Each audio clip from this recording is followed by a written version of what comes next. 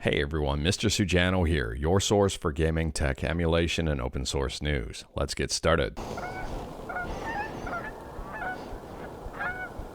Alright, to kick things off, we're talking about the Nintendo Switch 2, and there's a brand new rumor about the Switch 2 that's got a lot of people talking and speculating out there. And it's in regards to the screen. So it's being reported that Nintendo is turning to Samsung to help make their chips, and also possibly OLED screens for the revision of the Switch 2. Now, it's absolutely no secret that there may be some companies out there who may work on the next generation of their console, or at least the next iteration of their console soon after the release of the existing console. I mean, it takes time to do R&D, to do testing and all of that. Now, this part is, it's interesting considering that Nintendo did release a Switch OLED after the Switch. Some people are taking this as don't pre-order a Switch 2, wait for the Switch 2 OLED, and the Switch 2 OLED will be releasing soon after the Switch 2.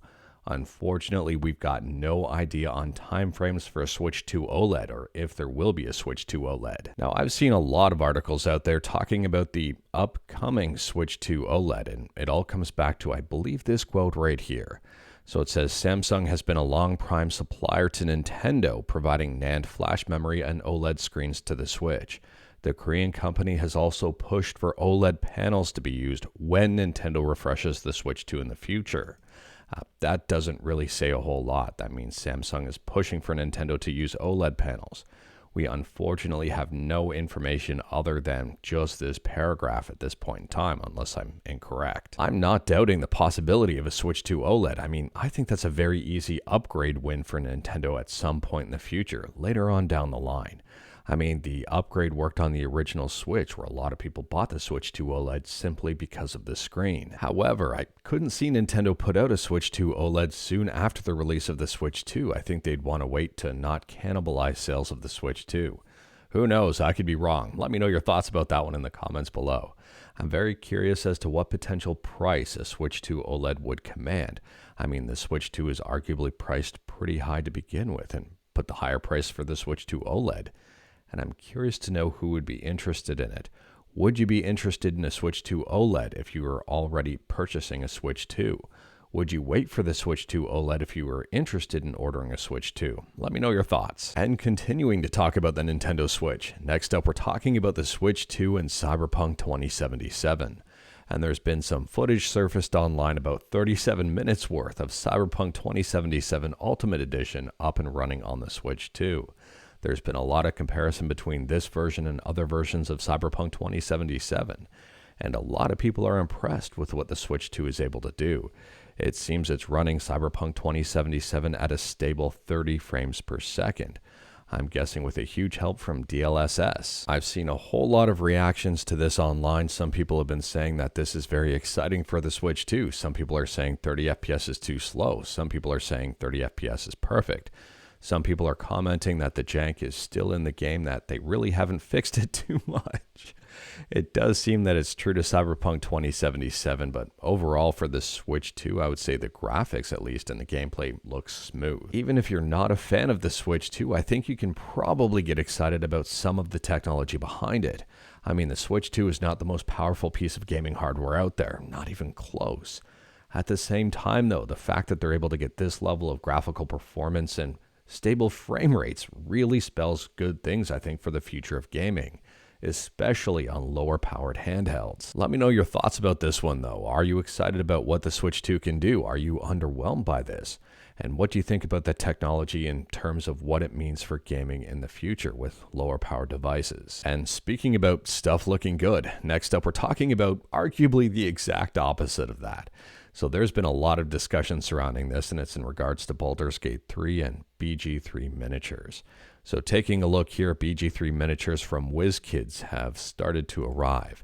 And it seems, these miniatures are something else. A lot of people are talking about the poor look of them overall. Anyways, it's being reported here by Kotaku that Baldur's Gate 3 figures are so ugly, fans are getting full refunds. So if you've purchased some of these and you're underwhelmed or disappointed or upset about the situation, I recommend checking out the Kotaku article for more information on the matter. Like everything we talk about, links are in the description below right at the bottom. I don't hide my sources. And speaking about sources, next up we're talking about Windows and WSL. WSL stands for Subscribe to Mr. Sujano, or Windows Subsystem for Linux, depending on how you wanted to interpret that. Anyways here, this is extremely good news. I don't know how many people will take advantage of this or use it, but at the same time here, the Windows subsystem for Linux is now open source. The code is up on GitHub, and from my understanding, and feel free to correct me if I'm wrong, I think it is WSL 1 and 2. However, not everything is open source.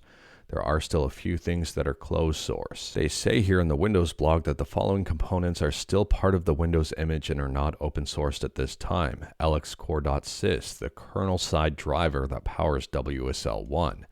And a couple of things here that run the local host file system redirection from Windows to Linux. And speaking about stuff you may or may not use, next up we're talking about GOG. And if you're a fan of GOG and a fan of security, you might be a fan of this. This is the latest from GOG. You can now use an authenticator app to keep your GOG account secure. They go on to say, to provide you with better security for your accounts, we've introduced a new 2FA, time-based one-time password login method for your accounts. You can use it with popular authentication apps of your choice, like Google Authenticator, Microsoft Authenticator, and others. I would say this is a huge win for security overall, especially if you're starting to build your library of DRM-free games via GOG and you didn't want to lose it or just wanted it to be a little bit more secure. Next up, we're talking about NVIDIA's fresh RTX 5060, the GPU that's generated quite a bit of controversy online given the fact that NVIDIA has been so restrictive regarding reviews. We've talked about this one in previous videos, but there's a lot of hardware reviewers out there who are not allowed to review this before it releases. However, before the RTX 5060 released, there were some preview videos out there that I would say were more of marketing videos than really anything else. They didn't seem to be really benchmarking the 5060, really putting it through its paces and comparing it against a lot of other cards. It was very selective with very selective game settings like 1080p. And a very select list of games. And now that people are getting their hands on the RTX 5060, we're starting to see more authentic reviews come through. This one is titled NVIDIA GeForce RTX 5060 Benchmark Test. This budget gaming GPU needs more VRAM. You have to play Indiana Jones in the Great Circle below the high graphics preset if you want to run on NVIDIA's RTX 5060. And part of that is because of the low amount of VRAM, 8 gigs. I recommend giving the article a read because there's a lot of information in here regarding some early testing. And I think this first paragraph kind of sums things up to shape the overall view of the GPU.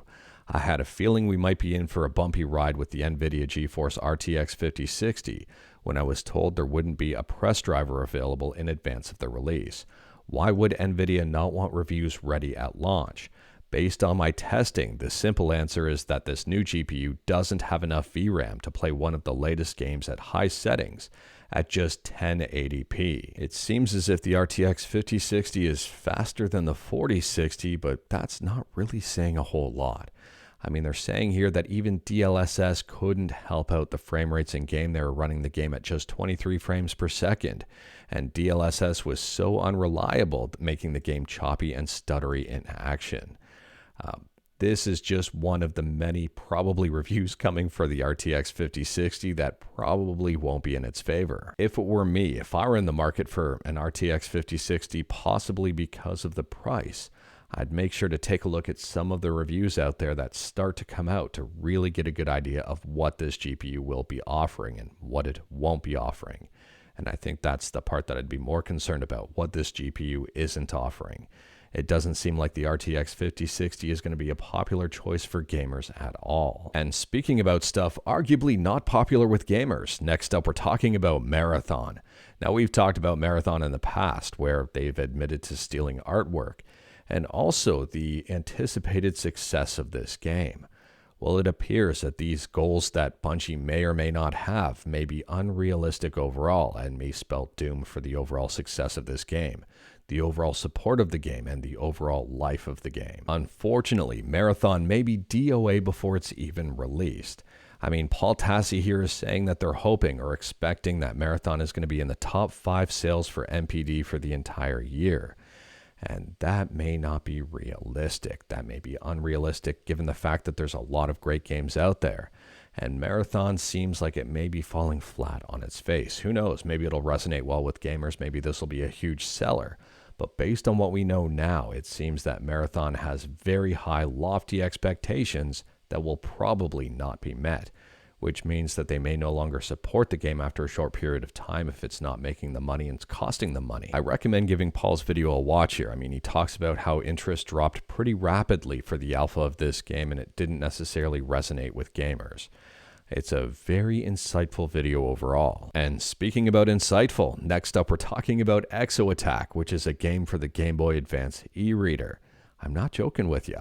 There's a blog post explaining how this game came to be. So if you're an aspiring game developer or if you're just interested in this stuff, I would recommend giving this a read. It's very fascinating to see how this all came to be. Next up, we're talking about N64 emulation with RMG, or Rosalie's Mupen GUI, and RMG just got a brand new update. So at the time of filming, RMG version 0.7.9 is the latest update, and we've got some fixes and some new stuff. So they fixed NetPlay allocating UDP package during emulation. They've added a search feature to the ROM browser. They've added crop settings for each side in Mupen 64 Plus Video Parallel. And they've changed the default ROM search limit to 2048. And speaking about searches, next up we're talking about HaveIBeenPwned. And HaveIBeenPwned version 2.0 is now live. If you're interested in this one, there's a blog post talking all about it and its conception and its purpose and all of that. And I do recommend giving it a read. HaveIBeenPwned has been used extensively over the years by a lot of people checking their emails to see if any of them were part of any sort of data breach. And last up here is just a friendly heads up if you're a fan of Pinball. We've talked about this one in the past. We've talked about APKs of this in the past. But now it's on the Google Play Store. Space Cadet Pinball is free. And it's on the Play Store and available to anyone who wants to play it, provided you've got an Android device. If you don't, you can also play it in your browser. It's up on itch.io. But anyways, that is all I've got for you in this one. Straight to the point, all stuff and no fluff. We talked about a bunch today. Feel free to discuss anything we talked about in the comments below. If you like this video, leave a like. If you didn't like this video, leave a like. Hit that subscribe button. Check out my other videos. Don't tempt fate. Save your state.